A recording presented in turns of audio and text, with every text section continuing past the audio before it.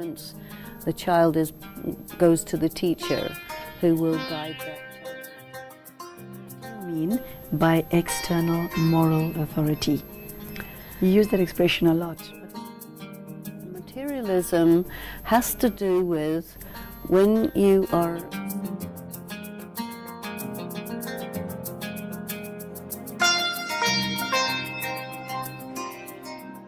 Hello everyone, it's great to have all of you back for this course entitled The Course in Values and Spirituality. Today we are going to be looking at page 92 of book number 1, which will be the introduction to the second part of what is contained in unit number 3. So Sister Denise is here with me in the studio today. It's great to have you back. Thank you. So Sister Denise, by way of introduction, you start on page 92 with the following words: no educational institution can exist without values. Imparting values to students of all ages through the content and materials of study, as well as through the routines and presumptions of school policies and programs. I was very curious, is this what the aim is, or is this reality? Definitely this is the reality, but the question is which values? So people sometimes think that an educational institution is neutral, but every single thing about it, the building, the attitudes of the teachers, the curriculum, everything is stacked with particular values. And I think it's important for us to discern exactly what values are being conveyed, because what we're dealing with is not whether there are values or whether there aren't values. What we're dealing with is that there is a clash of values going on, and then which values do we want to promote and why. And what we're also seeing in this course is that there's a shift that is going on and that needs to go on between archaic values, patriarchal, towards values that are based in human rights, spiritual principles, and ideas. Sorry, I want to interrupt you there. Could you give the viewer an example of what you mean by archaic values, and one based on the second category of falling under the category of human rights? I think there's confusion about the two. Well, archaic values look at human beings in a hierarchical way, that males are more important than females, and then the whole value system is stacked against females. Whereas the values that are more connected with the Constitution of India and democratic attitudes place males and females in a more equitable position. It's not come all the way to complete equality, because men and women are different, but unfairly penalizing girls is belonging to the archaic values.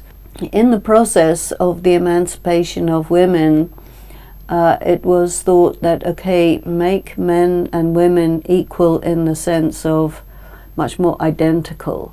That is not successful, because men and women are different biologically, psychologically, socially, in many, many ways, but it's the unfair stacking against women that we need to take care of. Paragraph 2 caught my attention. It reads, education in India has served the different dominant authorities of the day. These influences include Hinduism, Islam, Christianity, British colonialism, intellectuals seeking national integration, and historians asserting an ideological perspective. How does what you say there fit into what it is that you're trying to impart to our students and viewers? Well, in this sentence we're looking at the dominant authorities of the day and how they influence educational policy, curriculum, and so on. Now we have to look at today. And you see a policy that says boys are intellectually superior to girls. Well, that's not actually true. Boys learn differently from girls. Girls tend to be more good at a holistic view. They're better at multitasking. Boys tend to be more focused. And the society, the structure of business and so on has been a little bit more military in the past. And now it's shifting away from that to something a little bit more holistic. And holistic lifestyles tend to be more healthy.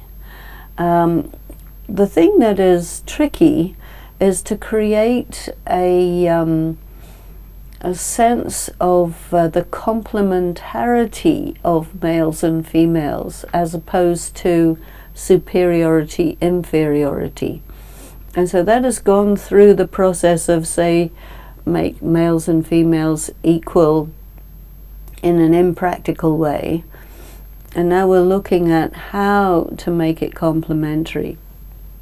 You see, women are not less artistic, not less intellectually capable, but the society will actually very often force girls out of the education system so that they can go and get married. And because of that, the educators don't give girls that much attention because they say, well, you know, you're not going to pursue it anyway because you're going to have to get married. So education for girls is looked at as a luxury. But when the marriage breaks down, which it very often does, then the girl needs to be able to fend for herself in the workplace. So she needs the best education possible. So attitudes about the necessity for education in girls, that needs to change. And then how to set the curriculum to bear in mind a more feminine way of understanding things. And there are also boys who do well in a more holistic educational setting. So people's view about, you know, boys and girls have been very stereotyped, which means that anyone who doesn't fit in those stereotypes is penalized. And so that's very short-sighted. Yes, India is a multi-ethnic society, but it's also very hierarchical. And at the moment, it's shifting towards more Hindu nationalism. So then education is going to skew the education system more in that direction, because who sets the curriculum is always the government.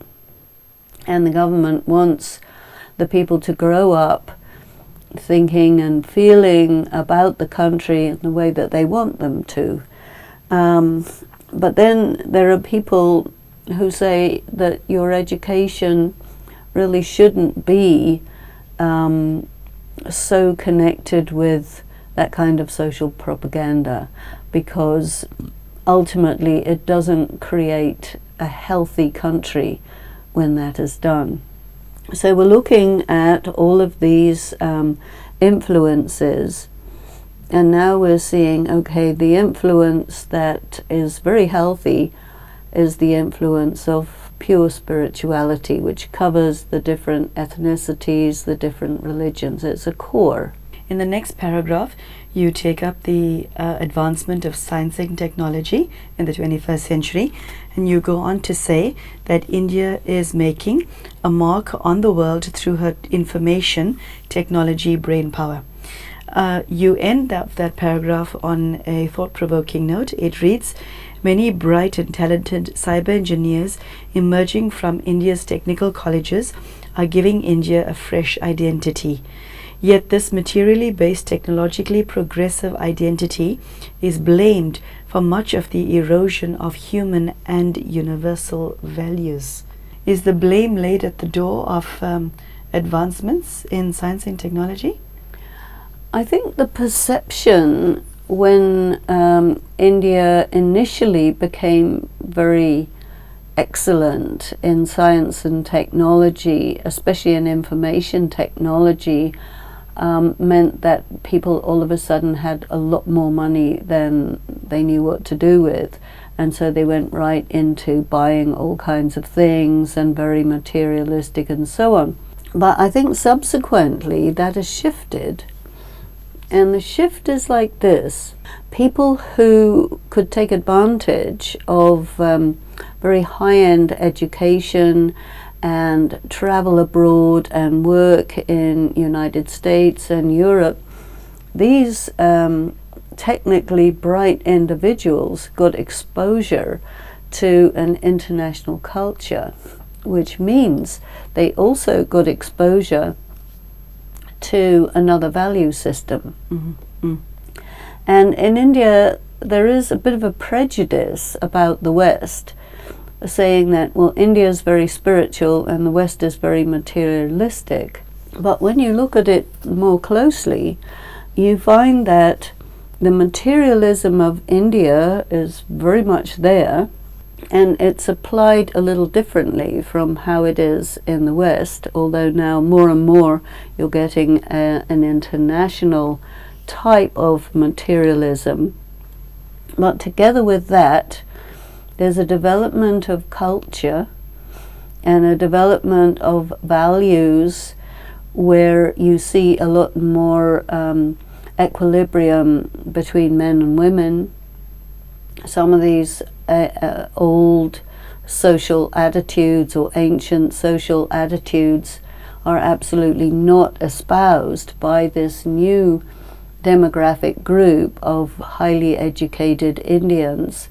And so that is really bringing in a new, a kind of new culture into India. And people are moving in and out of India very freely, whereas previously the movement was a lot more restricted. So the landscape is really changed. As I listened to your answer, the word globalization appeared on the screen of my mind. That would have affected India's identity as well, didn't it? Absolutely. And if you also think about it, the Indian diaspora in Europe, Australia, United States, South America, I mean, all over the world, there are huge gatherings of people with an Indian cultural background, but who are really integrating more and more into this international sense of self. And yes, globalization has had an enormous effect. And you have this large group of people who are interested in spiritual values, human rights, democratic ways of running society, and sort of the old ways of India are fading, actually, in comparison to this new thing that's coming through. In the last paragraph, you say the following: if there were a connection between technological growth and values development, we should see a significant increase in the practice of values in this country. This is not the case, however. The note on which you end this is also quite noteworthy. Egotism, anger, violence, the dumbing down of knowledge, etc. are escalating. Today's education encourages a competitive spirit at the cost of a person's holistic development. Take us through what you meant by that, step by step, please. Bear in mind that these sentences come from 16 years in the past from now. And in the in-between period of time, we've got practically a new generation of young people who have come into higher education, into the workforce.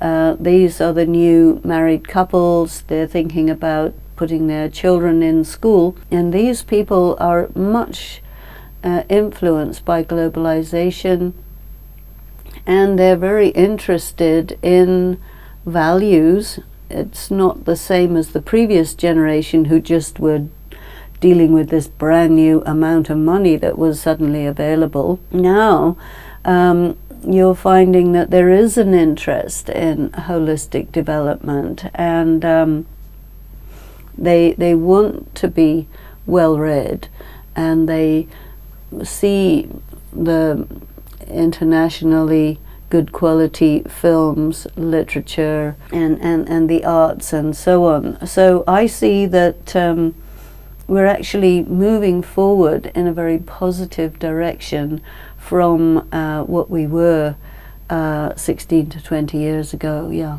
What direction are you referring to?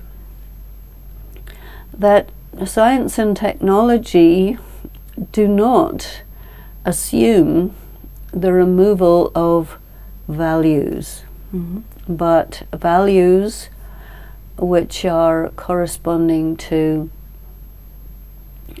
liberal policies, emancipation of women, the rights of the child, the right to know, the right to be curious, not limiting oneself to one culture in opposition to another culture. I mean, things are really much more fluid than they were, and that science has not actually taken people away from spiritual values, but it has actually, I think now, recently, created a greater interest in it. So we've moved away from this position.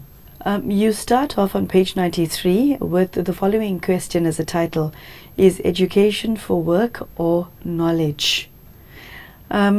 What made you ask this question? I asked this question because it's a question that the older generation come up with all the time.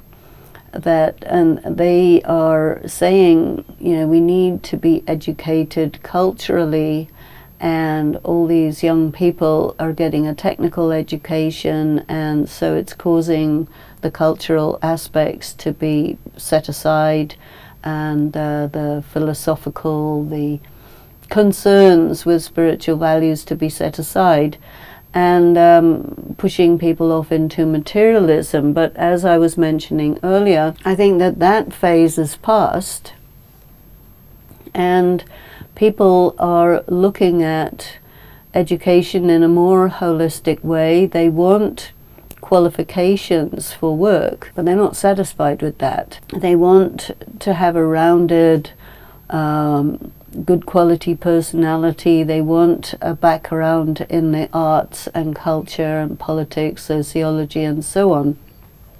And so this demand is actually causing the educational institutions to have to provide courses that are not just arts or sciences. People want something much more holistic, and they are not accepting the old format of you're either technical or you're artistic. You're either there for work or for more of a dilettante type of approach to life. No. They want to be well trained, well skilled in technology, and they want to understand the quality of human life, which contains all of these spiritually based values. You start off this paragraph on a somewhat controversial note. You use the words, education in India today is on the horns of a dilemma. Is that still the case, 16 years after you wrote this? I think that people have started to resolve this, and that this position of either it's for work or for knowledge, that's no longer the situation. Maybe in some underdeveloped educational institutions, but the ones that are really the leaders are not. They're really integrating this because the students, the market, is saying, no, we want to be well informed in all these areas, and we want courses that are integrated. We don't want to be just in one section or another section. Don't treat us like this, you see. In paragraph 2, you go on to say that there has been a gradual shift from the traditional concept of education based on morality, culture and civilization to the development-based utilitarian theory of education. That has caught my attention. I think that, okay, they shifted from one to the other, but now I think they're shifting further. Towards what? Towards a balanced education which contains both sides. In this last period, everyone has a computer, laptop, device, everyone has access to the world, which they didn't have before. And they have easy access. People are curious, and they're building themselves much faster than the education system can catch up with. And so this is also having an effect on the education system, that they're demanding that the education system catch up and become modern. And now the schools are all equipped with computers, internet. Even the subjects that are studied are different than they were in previous times. So we're looking at an epochal change, or maybe several epochal changes, and education has to catch up with not only technology but with people's concern about human society, people's concern about climate change, the environment, the social attitudes and so on. The young people are much more aware than they ever were before, because they have immediate access to information about what's happening all over the world and through the social media, you see. I really like the way that you ended paragraph 2. It reads as follows: education's primary function is to generate and disseminate knowledge, but it must also promote know-how and communication skills that prepare young people to thrive in a highly competitive, demanding and changing world. In order to bridge the gap, we need to combine the utilitarian pursuit of education with spiritual, cultural and aesthetic values. This kind of brings what you were just saying with how you started this book, as far as the description of the values are concerned. So you bring this together very beautifully. Thank you. Okay, so could you elaborate on this? I'm sure the viewers would want the story behind the story. I think what a person looking at this at the moment needs to think about is looking at this enormous smorgasbord of what's possible. You have to create your own curriculum. And I think the educational... That is so lovely. You have to create your own curriculum for yourself. Yeah, because the limitations and restrictive courses that were available are not acceptable to the student population now, and people want to do mathematics and film, and they want to do environmental studies and psychology and things that the traditional educational institutions say, well, those things don't mix, therefore you're not allowed to mix them. And now people are saying, we don't care whether you think they mix or not, I want this. What comes to mind is that when it comes to education, we rely on people who are older than us. We rely on religious authorities, in some cases spiritual authorities, educational authorities. We rely on the people, on institutions and people whom we trust to impart knowledge. Well, that's changing. So are you saying that people should now be more self-reliant and self-educate rather than rely on someone else? Well, it's not about should, it's that the new generation is very self-conscious and aware of their power and their intelligence and their value, which is new. And they are saying, this is me, these are my talents, and this is the kind of training that I want to develop myself with. and they are much more in the position of saying, I know who I am, and they're not relying on, young people are not thinking of themselves as a blank piece of paper that the previous generation needs to write on. Young people are saying, we went past you a long time ago. Now we are being proactive, we are deciding what we're going to do. And you see the same thing in the workplace. They're not looking for a job, they're creating their own job and offering their services.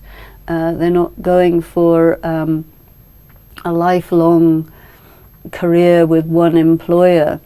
They're skipping, chopping and changing and creating contracts, and the whole thing is absolutely different from what it was even 20 years ago. Well, thank you. I really loved how she used the expression, you need to create your own curriculum as far as values are concerned, in other aspects as well, but for the purposes of this course, as far as your values are concerned. And that to me brings back the power back into your own hands. You do not give your power away to anyone else. It's a very powerful way and a refreshingly new way of looking at how to be. And in that way, you can create a value system that's entirely your own, with your own signature on it. So, Sister Denise, thank you so much. Thank you. This has been such a lovely time for me to be able to be part of this learning process, and I do hope that you find something in today's course that was of some value to you. Take care and goodbye.